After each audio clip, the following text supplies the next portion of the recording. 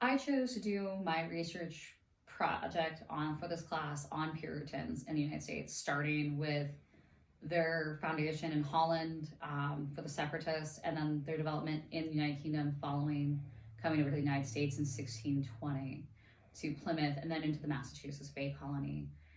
This has been a delightful project. It has been an adventure to kind of discover New England. I live in New England, and it's part of our identity, Puritanism. It's impacted everything from government documentation to the faith, to the churches that we see around us, to the grave sites that you find in the churchyard. Puritans have affected so much. My focus for my project was not just Puritanism and the development and the impact it had on New England, but also death within New England, because New England is infested with cemeteries, to put it in one way. And death was omnipotent within the Puritanism. And that's something I really found really intriguing as during my research that I found is the way they approached us, that death was all around them, that it was part of life just as much as life was part of life. And that without death, there would be no life, and life without death was incomplete. And they truly believed that it was just part of their existence. Instead of fearing it, they embraced it and accepted it as part of it. And that death was part of God's plan, and that to fight it and to fear it was to fear God.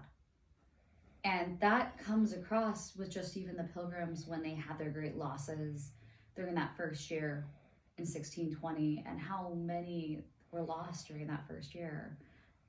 And the fact that they continued to survive and then thrive, even though they had had this great grief and this great loss.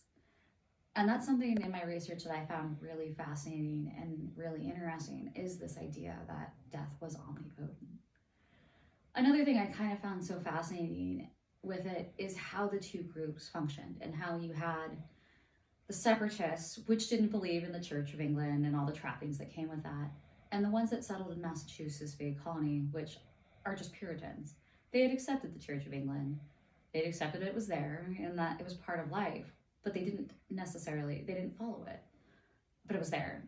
The reason they came to North America was that they could be Puritans without feeling so under a microscope in England. And that was a big reason they went to Massachusetts Bay, is to ensure that they could be Puritans and still accept the Church of England, but be Puritans.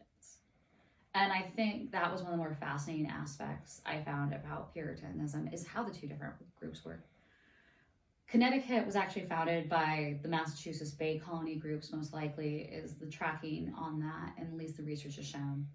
And they came to Hartford, they came down to Bridgeport and several other areas, forming these really beautiful, incredible cities that are still standing today.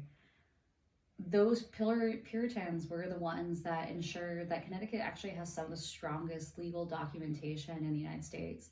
And much of the legal documentation that is still here and in place in the state is Puritan based.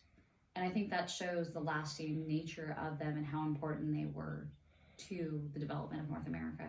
That here we are in 2023, still using their documentation in Connecticut to base our own modern documentation on, and to run our state government by.